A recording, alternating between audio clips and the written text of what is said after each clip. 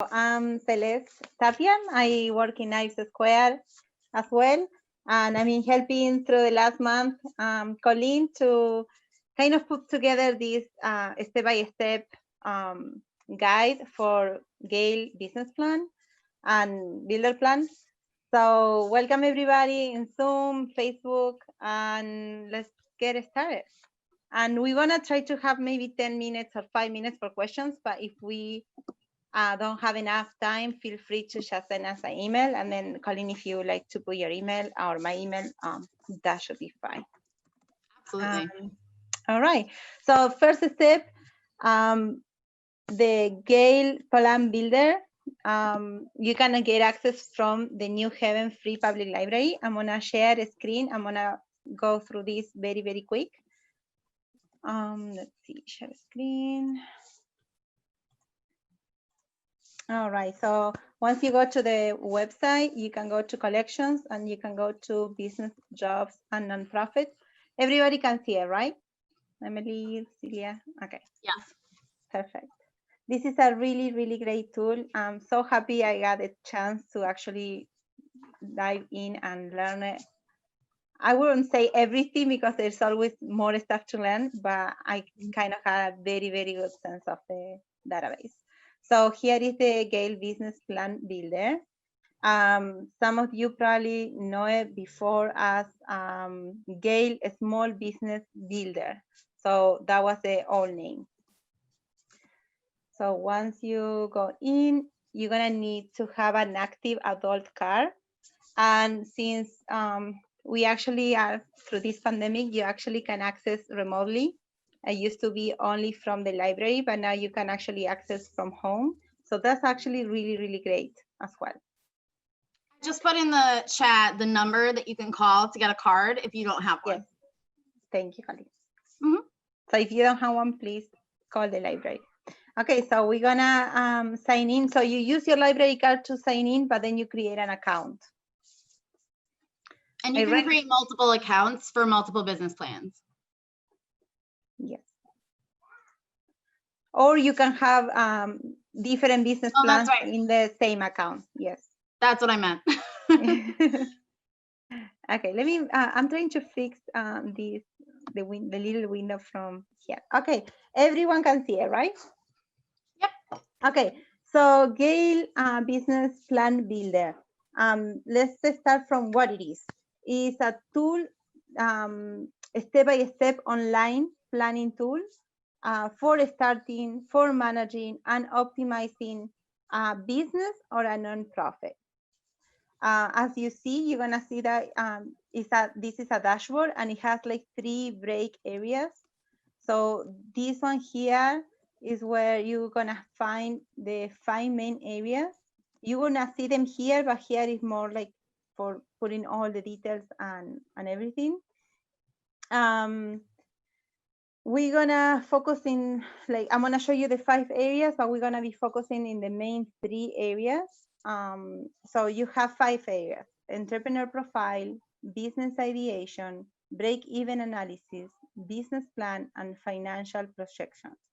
We actually gonna be talking about business ideation, business plan, and we kind of gonna make a combo between break-even analysis and financial projections. We'll say the entrepreneur profile, it's more like filling out information about yourself rather than your business idea. That's where ideation comes in. So it's almost like a LinkedIn. Like if you want all that information in there, if you're doing a pitch and you want your background and that kind of stuff in there. So that's why we're skipping that one. Yeah. The other thing that I wanna just mention, this is the nice thing about Gale is that it's all guide through. Like in any step, you can actually click here, guide me, and we're gonna see it through the whole platform. And you can just find out more information.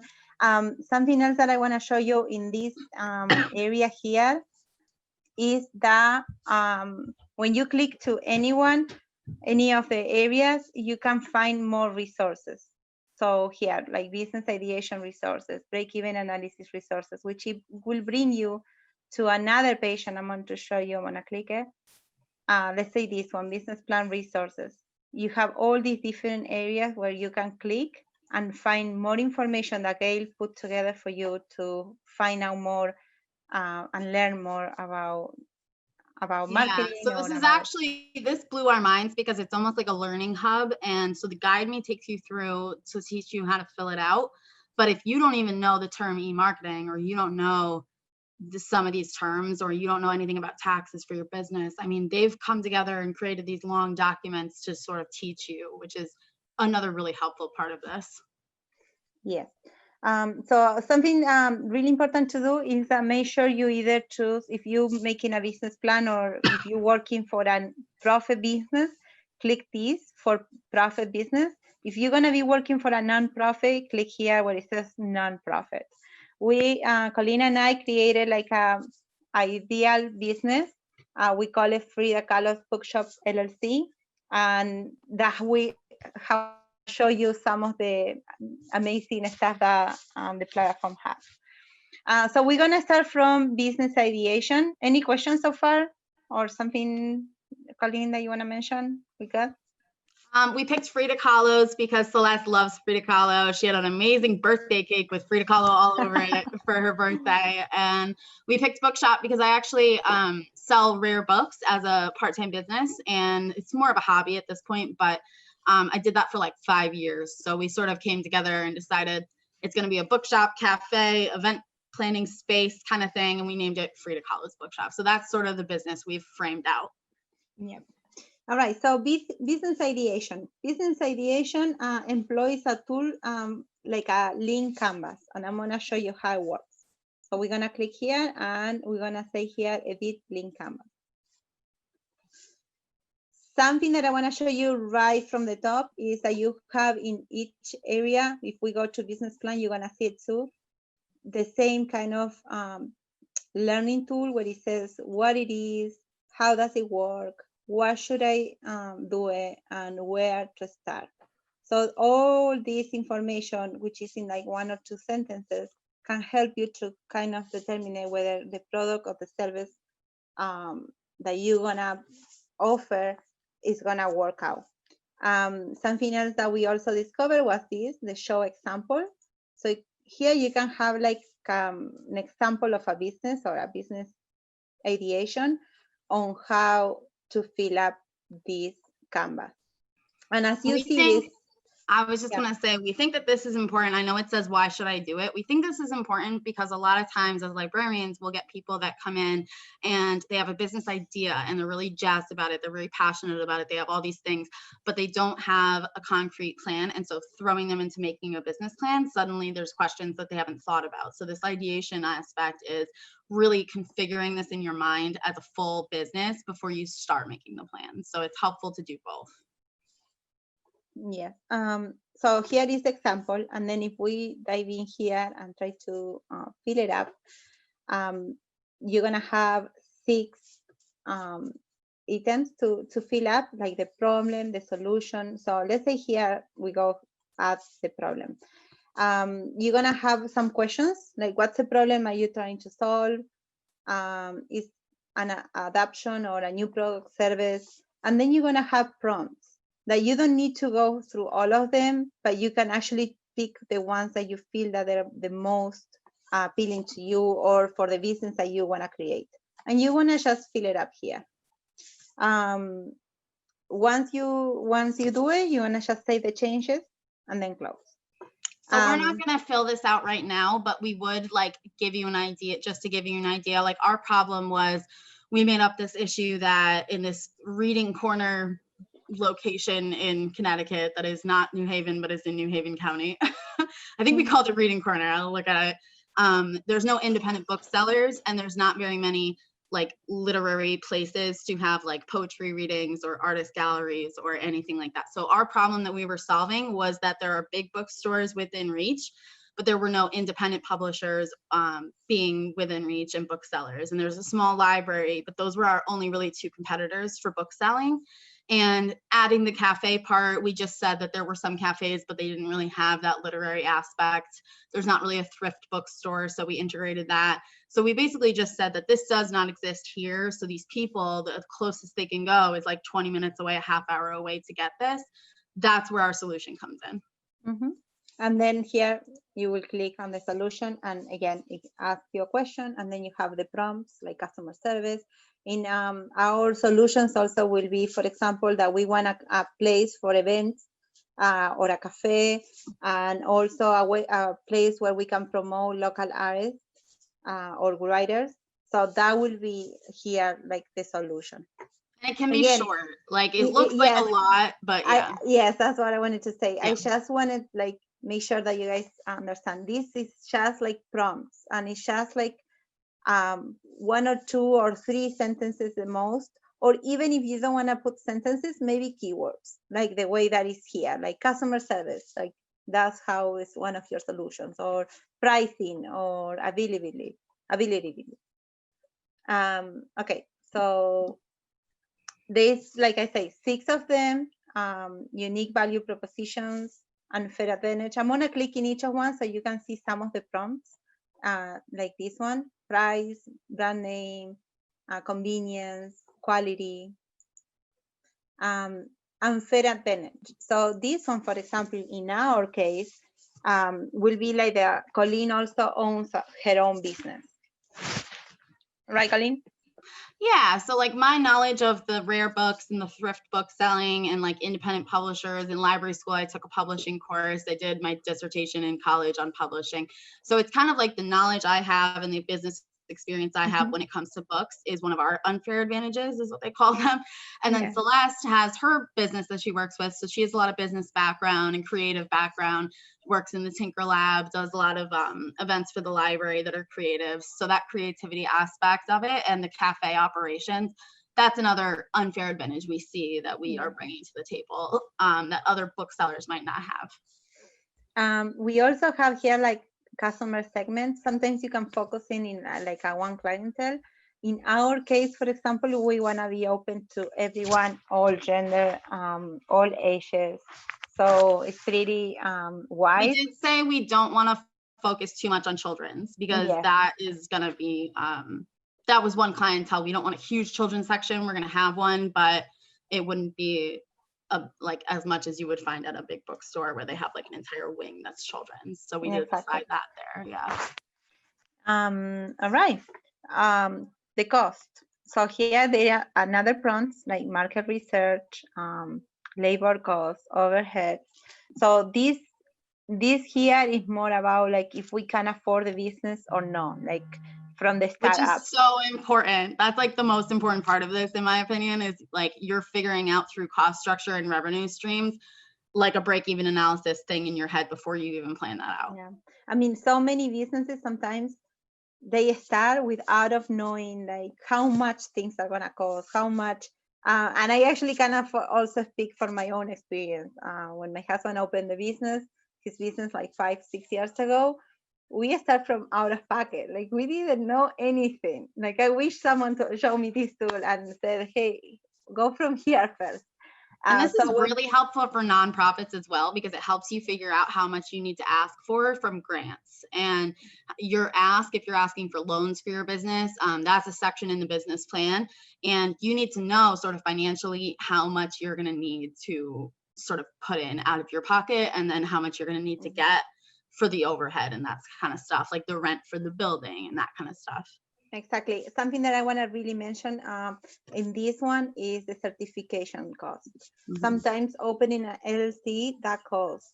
Opening like certifications that you need if you having like us, let's say a cafe, we're gonna have, or we're gonna need some different certifications.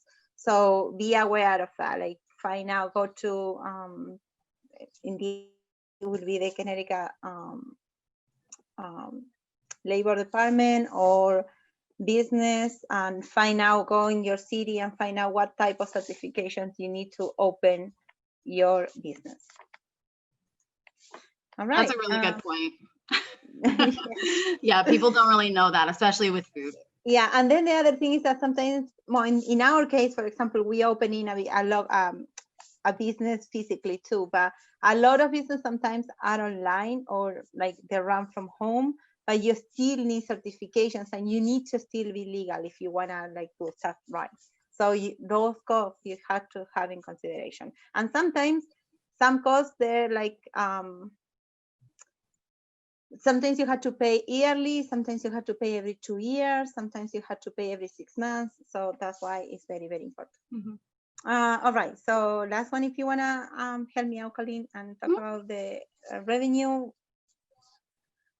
Yeah, absolutely. So with the revenues, we're like in our example, there's sort of, we're not like a credit situation where we're hounding our customers to pay us back every month and like sort of like loaning money out to people. This is just a retail business. So we're getting the money right away. We're going to accept cash and credit. I'm sure we're going to use Square or something. We haven't really decided the point of sale we're going to use. But basically, this is where you would figure out like the logistics in your mind, just like a quick sort of thing about the logistics of how you're going to get your money, when you're going to get your money, and essentially like how much you're going to get from each revenue stream.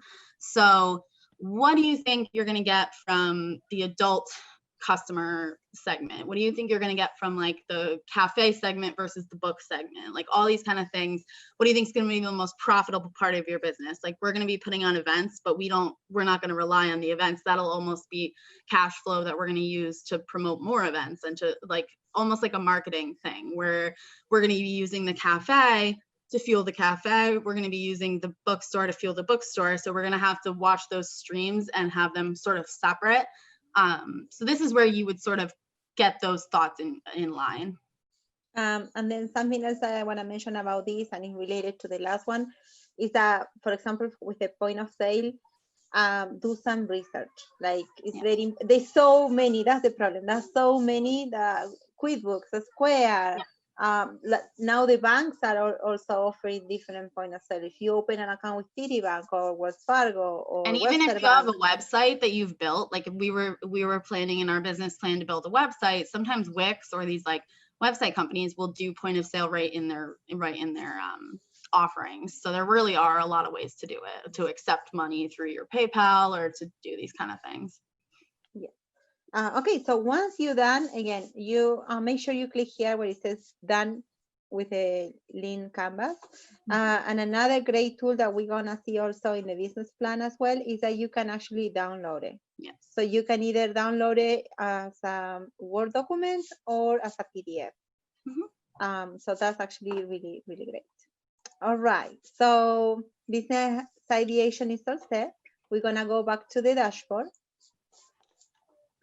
And I want to mention it again about the resources because there is so many. So if you go here on this side of the dashboard, you can find here other business ideations, which is great, but also more resources.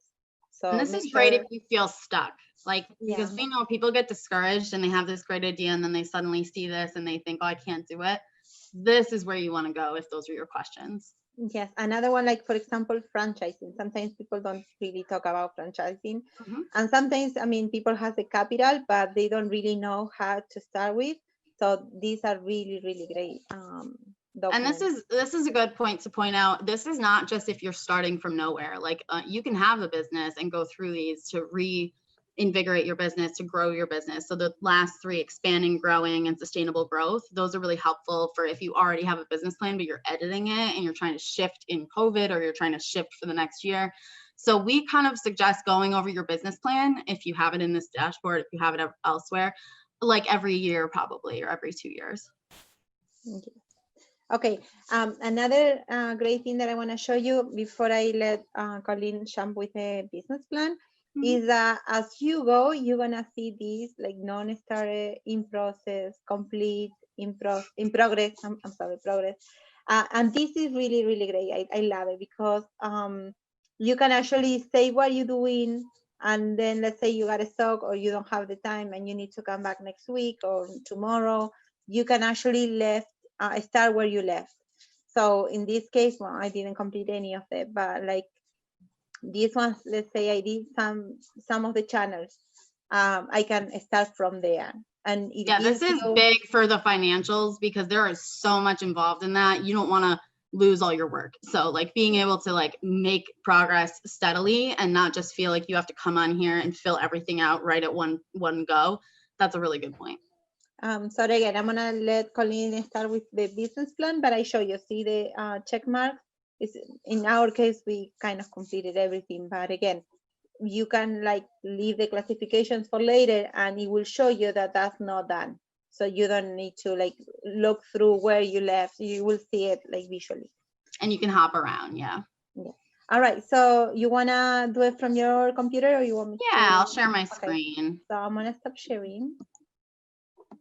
Go back to the dashboard. All right, share screen, dashboard. Here we go. Can everyone see? Yes, I can see. Awesome. So I'm screen sharing. So let's go down to business plan. Let me make this the full screen. Move this over here. We've completed it, obviously, as Celeste was saying, but let's go through and see the information that we completed. So this would be your primary contact. So the way we worked at this in our idea of a business would be like your co-owners. So it would be all of Celeste's information, Reading Corner, that's what we called it, Reading Corner, Connecticut, and all my information, just very basic. Summary, I mean, you don't have to make these as long as we made them, but this is sort of where we found it naturally giving the most information we could for our summaries. So this is, we're a locally run artistic indie bookstore and cafe that serves the Reading Corner community in Connecticut. We offer a full coffee bar along with pastries and snacks gathered from local vendors. So we're very much small business minded in our cafe portion, and a wide array of independent books from authors that may not have a great chance of being read elsewhere when they are competing against best-selling authors in more popular book series. Then we describe that indie books to us and our business would be old and new books, especially curated books by our librarians, us, that make up the staff, and then because we're from the New Haven Public Library, and then we're going to be picking book-related staff, people that have knowledge of these things. We put in that we have 2 rotating staff members as our idea for the cafe, unless we need more, 1 to start, and then as we grow, 3 staff members to man the bookstore, etc. How we just put in kind of the summary of how we were going to operate, but there's places you can put that later. This is just kind of like, you can even put bullet points here. And then we ended with the fact that we were going to outlay the space with comfy couches, chairs, coffee tables spread around, and a small stage for events. So we would have book displays there. We would have literary type events, poetry slams, author tours, readings, book launches, book clubs, and other related events. So this is where we ended. We said Frida Kahlo's bookshop will fill a need in the community for an artistic space, a coffee shop, and a bookstore that supports underrepresented authors and works. So this is almost like you're giving a 2 to 3 minute pitch to someone, and you want to do, this is the basics of the business, this is why, in 1 sentence, it's going to work, and this is our background in the beginning. So company background is where you kind of extrapolate on the background. So we went into our history and why we would be basically good and why we came up with this idea. So Colleen and Celeste Tapia are 2 librarians that had the idea to start an indie bookshop in Reading Corner, Connecticut, when they realized there was no good literary themed place to read, shop, drink coffee, and enjoy a bookish life outside the small local library. Having experience with both her rare vintage book online store, No Other Book Like This One, for 6 years, and working in collection development as a librarian for 2 years, Colleen noticed that at many times the budget of libraries, especially smaller ones, makes for hard decisions in deciding which books to buy to offer to the public. So this causes many independent books and their authors to end up not getting their books out to readers as much as our best-selling authors that we stock all the time and as they're able to. So we find a lot of times we're looking for books that we really want to include, but we're running into budget constraints sometimes. In a small library, you run into that a lot. So this causes many independent books and their authors to not getting their books out there. So Celeste, on the other hand, knowledgeable about small business from her years running a family business with her husband, well-versed in creative pursuits related to books and art, was the perfect person to join together to start up this idea. And so Frida Kahlo's bookshop, named for one of Celeste's favorite historical figures, was born. Direction is another important one. The way that's different is, what's your larger vision for this? Where do you want to be in 5 to 10 years? What is the goal, if there's an end goal for this business or your nonprofit?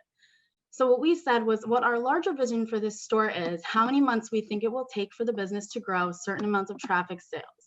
This is important because as our business grows, we will likely forget just what it was that made you successful in the first place. You will need a roadmap and plan that you can provide so that you can get back to your roots. In order to survive and expand in our case, Frida Kahlo's bookshop must keep the following issues in mind. We must attain a high level of visibility through the media, billboards, and other advertising. We must establish rigid procedures for cost control and incentives for maintaining tight control in order to become the low-cost leader in used books and new books from independent publishers. In order to continually attract customers, we must be able to keep the maximum amount of inventory available and achieve a high level of customer service. So this is something we see as ongoing. We don't have an end. So this is just something that we didn't put growth in here, but this is where you would say eventually we want 2 stores, eventually we want 3 stores. For us, we just want to consistently meet our high bar that we're in. So this is where we're putting the bar, and you can always change your direction. This is one that I would say look at as you go every year by year or every 2 years to make sure that you're following in that direction or if the direction has changed.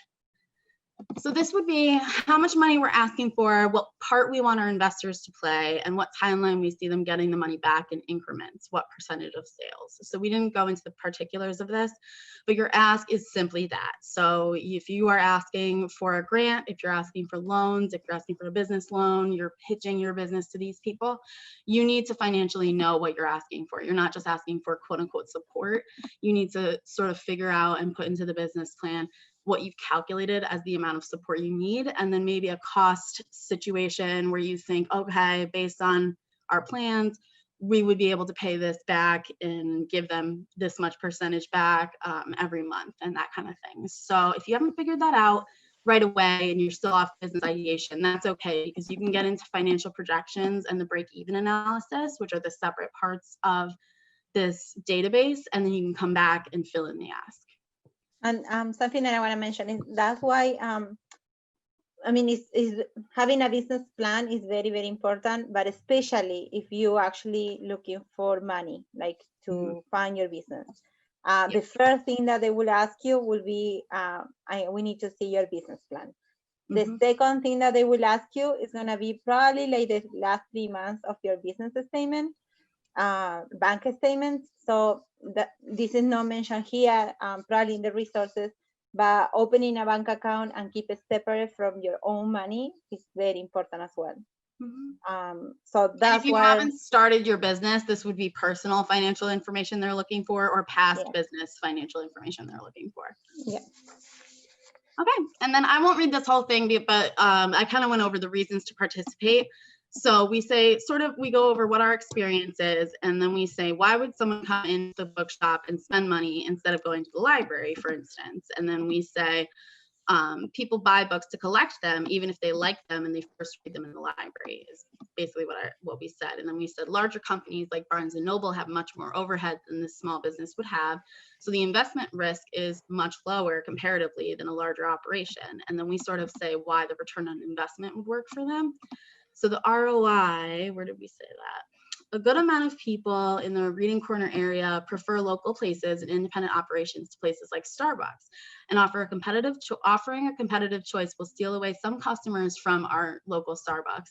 Independent bookstores are profitable as well because the prices for independent books from much smaller publishers can be much cheaper than the popular bigger books, but the prices independent bookstores are known to be the same for other new books. So the ROI will be higher than a standard bookstore, as the price structure going in you don't have to spend as much, and there's not as much of the budget constraints. No one's going to be telling us what we can and can't buy. We're going to be able to allocate that to the books we think are going to sell, and that goes back to the background and trusting us that we know that. And then we decided to offer thrift books. So we said, by offering older books and literary classics via used books that I'll source from thrift stores and other affordable ways, that the way I do it with my online bookstore, will have sort of a continued bread and butter income from the thrift books that will always be profitable, that we can steadily build on and count on in case we do end up picking the off chance of a book that we invest in that doesn't sell very well. And then we go into the event space. So offering for events, we will be continuously every weekend, at least one night per week. gathering income from tickets that, while split with the performers or authors involved, will also be a steady income we can rely on, however small. Essentially, there's little risk here given the community and the needs we see that we would be serving our competitors that are in that location, and then the nature of this business in general. Proceeds. So Celeste, do you want to go into this? I know you filled this one out. Yes, so this one basically you can add every source or use, like you can add the different vendors or like inventory that you're gonna need, and then how you're gonna use it. So basically it gives you a tool to just fill out just roughly like the amounts of the source and the use on how you're gonna use it. So let's say you have $2,000 in I make it even in this case, but let's say you have $2,000 and you have to pay rent and some utilities and then inventory and maybe some labor. So you will divide everything in there. Just roughly. Later on, we do go into like what we're going to use the money for in sort of a narrative way in another section where we say, okay, 50% is going to go towards Celeste and my and all of our paychecks for all the people that work for us. 20% is going to go into the cafe and buying the food and buying the equipment and all that kind of stuff. Like inventory, we're going to consistently spend this much. So this is where you put in the numbers, and then just like a fake number, like, okay, let's say we make this much in our first year, how much would go to this, this, and this. It's a more financial way to plan it, numbers based and quantitative. But and then qualitative, again, like, you can do like percentages. Sorry. Yeah, but yeah, very roughly, because you also have the other tools, the break-even analysis and the financial projections to kind of go really. So again, you can do those and come back to this as well. Yeah. Okay, and then exit strategy is one a lot of people don't think of. So what happens if you have to dissolve the business and the nonprofit? So in ours, like, who invested in parts of the business? What percentage will they get when it is shut down?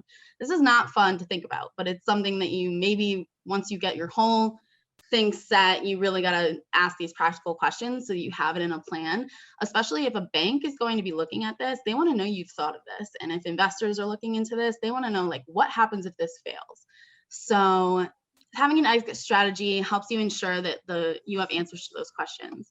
So liquidation, this is the close up shop and sell all assets exit strategy. For small businesses, especially those like ours that are dependent on the performance of a single individual or group of individuals, liquidation is sometimes the only option. There's really nothing else to sell. But because we own it partner-wise, we would have to look into someone selling off the rest of the business, like Celeste to Colleen, Colleen to Celeste, or giving our investors like part of that decision. Like that's where all these sort of like thoughts come in. Something else that we sometimes a business has to think about is how much worth is the business.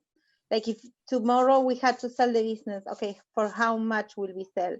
That includes like the clients, or like if you have like regular clients, or and this is good at the bottom too with the clients thing. Also thinking of family members, so people that are working for you. If it's a family business, that's one way you have to frame up. Okay, how does this work? If this doesn't work out, how do people get out? How do people get in? How do we change management? All that kind of stuff. Industry outlook and trends. This is where I'm going to head it off this last, because this takes a little research, and so we're going to sort of tell you places to find stuff. Exactly. Yes. So it's a little bit long, so I'm not gonna read it, but I'm gonna just mention it too. And we are in 11:43, and we really want to go through the break-even analysis and the financial. Good point. Yep. So, but I want to mention the industry outlook and trends is basically doing a good amount of research, like from not only who can be your customers, and we also have really great databases like Mergent Intellect and Statista that actually, when we went to the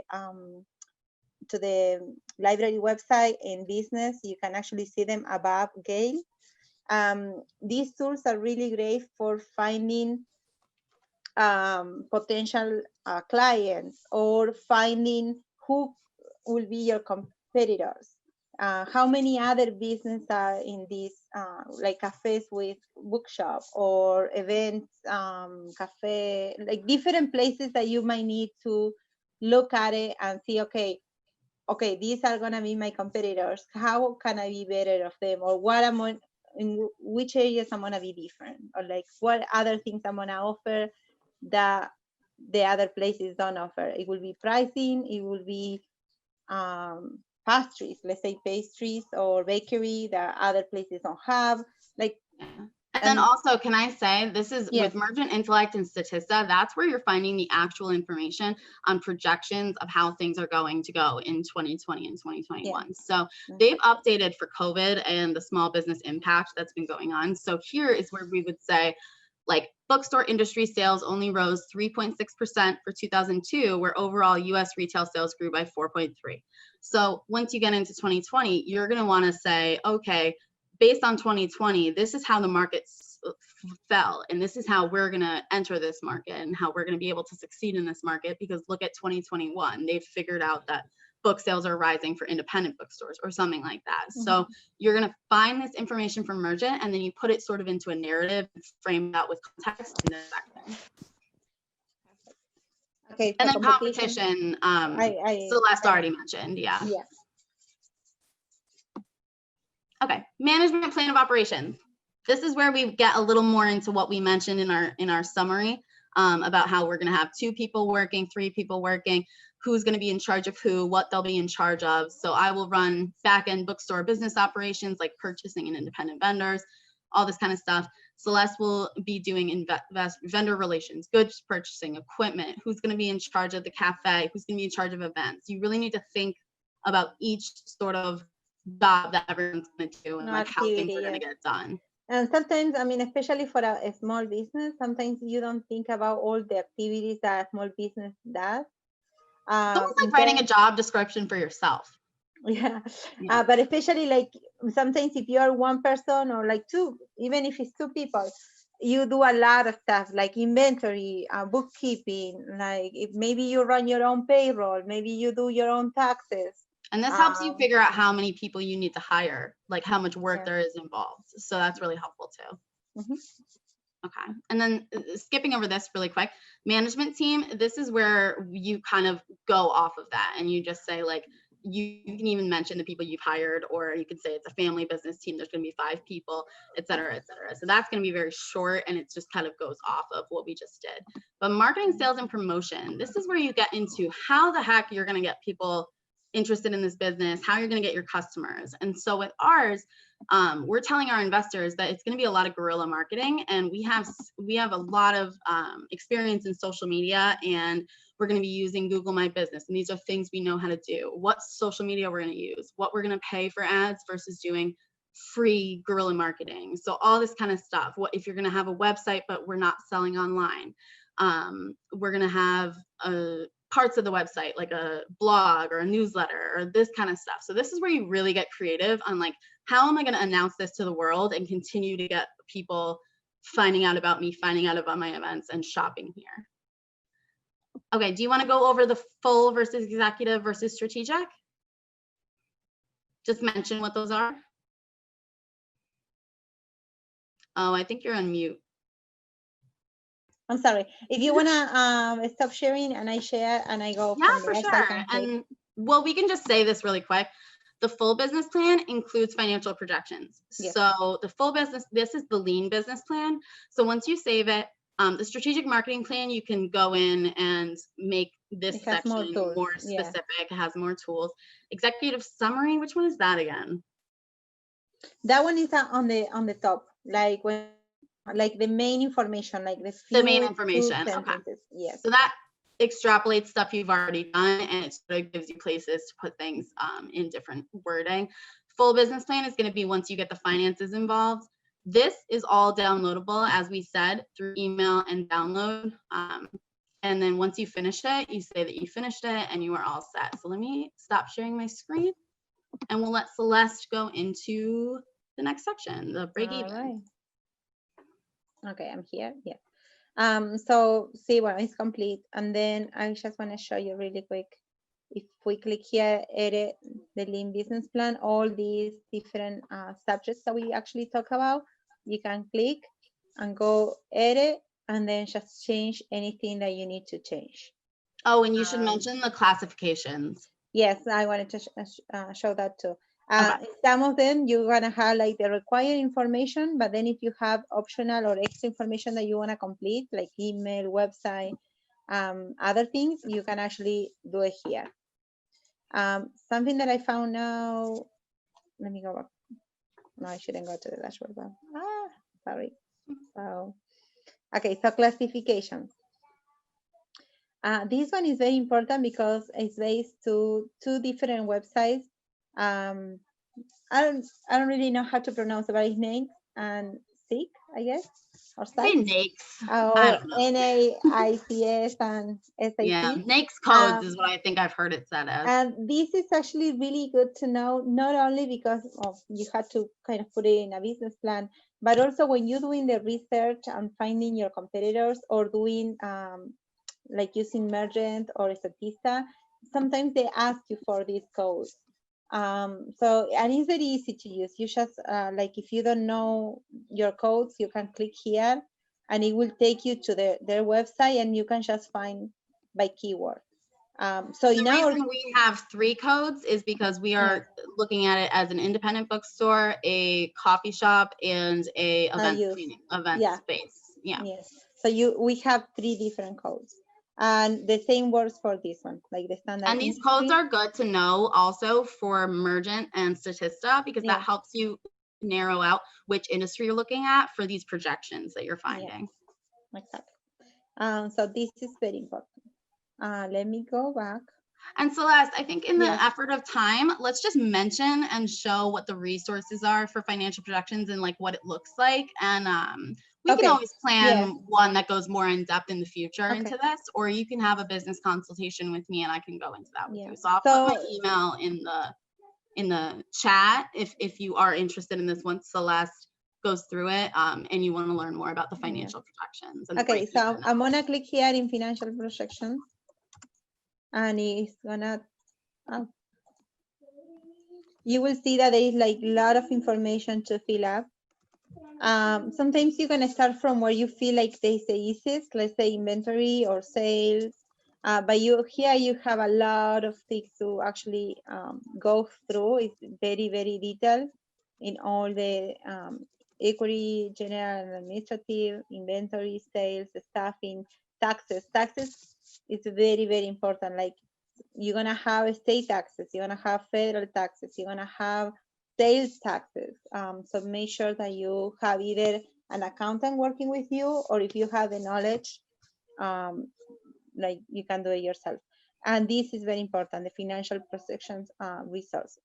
I will say this is overwhelming. This is a very overwhelming part of the business plan. That's why we didn't really show it. It's not like if you want a full business plan, this is part of it, but this is something you can do over time. You can go in over time, learn what financials you need to do, put them in. Not everyone's going to need a business plan that includes this, which is why the lean business plan is what we focused on more. Yeah. So here there's like the different resources, and then like let's say you want to just focus in loans, you can just click it and find out more information. And this information usually is up to date, and they updating it all the time. So you're gonna be working with. It's thorough. Like they have experts that have conglomerated and put this together. So this is a better thing than just looking on Google for an article about loans. This is like very good to learn from. Yeah. So this one shows in progress, and we have 3 more minutes. I'm gonna jump here where it says break-even analysis. Again, remember all this information, you can download it. You can actually, if you wanna work in a Word document, or if you wanna send it to someone, you can do it from here. You can share it through emails to other people that you want to have the login to be able to like work on this too. All right, so this one again, it maybe looks a little bit overwhelming, but it's very detailed. You have a lot of information that you can actually add up. A lot of places, if you're looking to get a loan, it will ask you for these type of documents. And if you don't really know it, you can just go here, guide me. This one has different tabs: expenses, cost of goods sold, where you can actually add a capital sales report. So it's very, very detailed. But again, you can just go here and the platform, the database will guide you. And it's really helpful because it does the math for you in a lot of ways, especially with expenses. So it'll project for the next 5 years, if you do like a 2% growth in business sales, just as an idea, how much you'll be making each quarter. So this is that is definitely something that financial projections is going to be something you want to learn about and kind of verse yourself in and sort of try out. But don't be overwhelmed with how much is involved. This is just a very helpful database. Yeah. Okay. And one more thing before we leave. So this is also very, very important. Maybe a business can have different scenarios. Yes. So especially now with like COVID-19, that's something that you had to think about other options, other scenarios. Let's say like we opened our business, the Frida Kahlo bookshop, and then COVID happened and we needed like different scenarios. Maybe we didn't plan to sell online, but now we had to switch direction and we need to sell online because it will be the only way to like leave. Yeah, so, like if we suddenly needed to become an online business, this is a scenario we would plan for. This isn't part of our business plan, but it would be a scenario. So here where it says manage scenarios, I didn't show it here in the settings, you can go here. And then if you're confused about the difference, it does have the what is this, how does it work section. Yeah. You can here manage scenarios and you can create a new scenario. And here is where if you have different or multiple companies, you can just create here a new one. And if you have a family business and suddenly someone wants to retire and leave part of the business to you, this is one way you would do that. If you have, even if you have like suddenly your staff quits because COVID happened and all of them not quit or suddenly you aren't able to pay someone, are you able to continue your business with less staff, like that kind of stuff? Exactly. So this is all. There's another here, few other tools that you can actually use. It's pretty much the same that they're here, but you can actually go from here as well. And you also can switch the language. So if you needed to have it in like, let's say Spanish or Italian, you can actually switch and everything will switch to that language. And this is great if you're looking for like pie in the sky, amazing, you want a global business and you want to look at Chinese investors, it'll just take everything from English to Chinese, so you're good. All right, well, thank you for coming. Yeah, maybe again, like if you have any questions, just like email us and I can try to help. Absolutely, my email's in the chat. You can always email us. You can call us anytime and have a business consultation to go into this more in depth. All right. Thanks so much. Stop recording. Oh, good. I'm glad you learned something. All right. We will see you all later. Have a good day. Bye-bye. Thanks. All right. Bye.